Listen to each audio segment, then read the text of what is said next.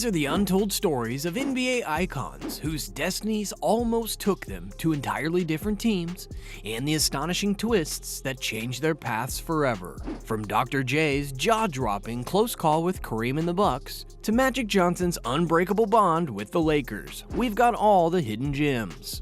We already introduced you to 8 NBA legends who wore their hearts on their jerseys and stuck with one team through thick and thin.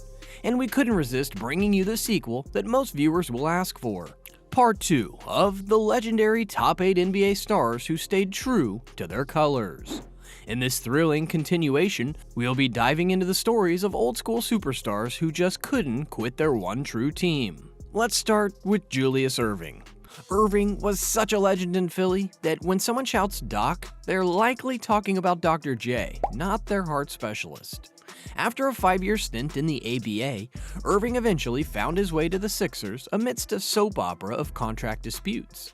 He played 11 action-packed NBA seasons for the city of brotherly love, nabbing an MVP award in 1981 and a championship in 1983, like the basketball superhero he was. But hold on to your hats.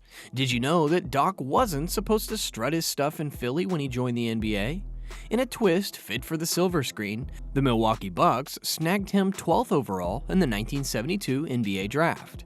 He could have formed a fearsome trio with Oscar Robertson and Kareem Abdul-Jabbar, but instead, he lent his slam-dunking skills to the Virginia Squires and the New York Nets in the ABA. After the merger and a tangled web of contract drama, multiple teams threw their hats into the ring for Dr. J's NBA services, including the Lakers, Bucks, and Sixers.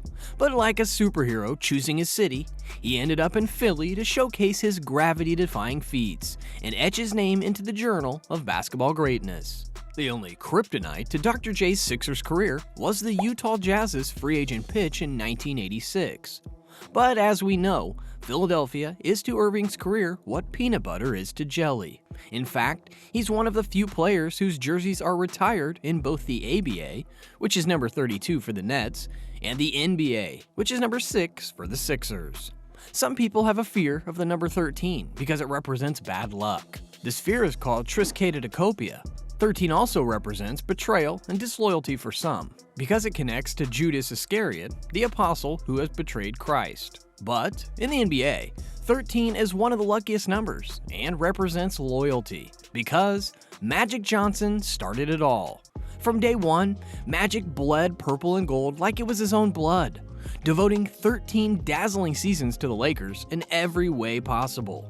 He was the maestro of Showtime, and during his 1995 comeback tour, he even moonlighted as a power forward off the bench. Now, Magic was a Laker through and through, and you'd have better luck spotting Bigfoot than catching him signing with another team.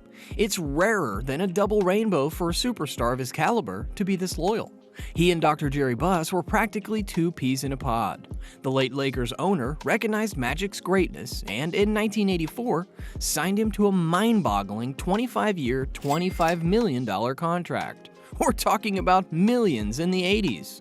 Sure, Buss knew Magic wouldn't be pulling rabbits out of hats on the court in 2009, but he believed the 6'9" Michigan State prodigy could easily transition to any basketball gig he fancied. And since Buss treated Magic like family, it's no wonder Magic returned the favor by remaining a Laker for his entire NBA career. Let's keep the 13 and Lakers love going and introduce the next player who rocked the purple and gold for 13 seasons, the incredible James Worthy. Just like a dynamic duo in the buddy cop film, he was the perfect sidekick for Magic Johnson.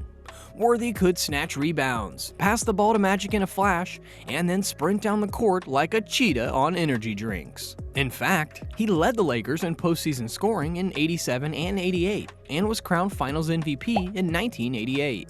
This knack for shining in high-pressure moments earned him the fitting moniker Big Game James. But unlike the inseparable Magic, the Lakers thought Worthy might be more like a spare tire, considering trading him to New York at one point.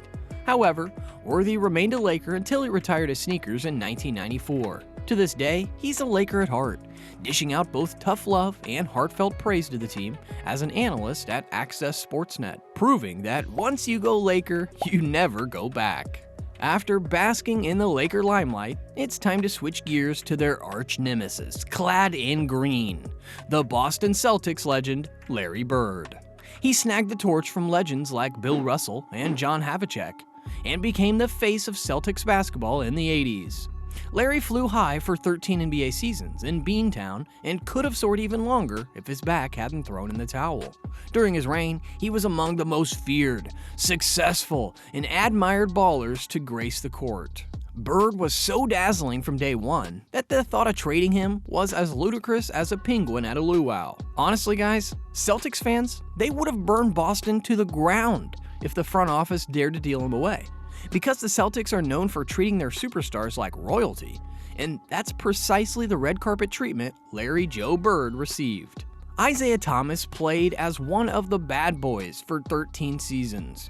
He might just be the greatest Piston of all time, snatching back-to-back championships in 89 and 90, and nabbing the Finals MVP during the latter victory lap. Now, there wasn't much chatter about the original IT leaving Michigan, but it seems his post-hoops career was as controversial as the pineapple on pizza debate, with some teammates giving him the cold shoulder. One such ex-teammate is Adrian Dantley, who got traded to Dallas midway through their 89 championship run for Mark Aguirre. Dantley suspects Thomas was the puppet master behind the trade and has about as much love for him as a cat does for water. Dantley called Thomas a con man by saying he has a way of tricking people, and he has tricked a lot of people. There's really no way to know if Dantley's suspicions can blow a candle, but it's safe to say that Isiah Thomas may not be winning any popularity contests in the NBA anytime soon. Are you ready to meet the titanic trio of the hardwood? These legendary centers were the cream of the crop, and oh boy, did they know how to stay loyal. This is the world of the greatest winner of all time, Bill Basketball Boss Russell. Before Russell strutted into town, the Boston Celtics were like a flashy sports car with no engine. Sure, they looked good, but they weren't going anywhere. Led by Bob the Coos Cousy, the Celtics were a well-oiled scoring machine that couldn't quite snatch victory from the jaws of defeat. But then, God gave them Russell. And once Russell teamed up with the Celtics, they started collecting rings like a jewelry store on Black Friday. We're talking about 11 shiny rings in just 13 seasons, winning 8 in a row from 1959 to 1966. Can you even imagine that happening today? All of this was made possible by the one and only Red, the Mastermind Auerbach, who made sure that Russell's wardrobe only consisted of Celtic green and white. Now let's talk about another colossal center who combined brawn with a little bit of Top Gun flair, David the Admiral Robinson. This guy was so committed to his country that he could probably recite the national anthem in his sleep. Before he even stepped onto the NBA court, Robinson was drafted by the Spurs in 1987, but he decided to serve 2 years of active duty first. After that, he remained a Spur until 2003, racking up an MVP trophy in 1995 and championships in 99 and 2003. But hold on to your basketball. During free agency before the 2001-2002 season, Robinson pulled a sneaky move, teasing the possibility of playing for other teams. The Pistons, Bulls, and Clippers all came a-courting. But was he really ever serious? Nah. It was probably just his agent stirring the pot for a little extra drama. In the end, Robinson stayed true to the Spurs and won the last of his championships in 2003. The next dude is probably taller than your average giraffe, with loyalty in his pocket. He's the towering 7'6" sensation of the Rockets, the Great Wall, Yao Ming. Now, Yao's NBA career may have been shorter than his legs, but he sure made an impact. You know what they say, promises are meant to be kept? And Yao, he took that to heart. Every summer, he would don his Chinese national team jersey and play his heart out, even if it meant putting his health on the line. After undergoing reconstructive foot surgery in 2011, Yao still had the Rockets back, picking up his player option for the 2010-2011 season to see how his injury would heal before renegotiating his contract. Unfortunately, the injury turned out to be career-ending, but because of Yao's loyalty and big heart to match his big height, the Rockets avoided a financial catastrophe.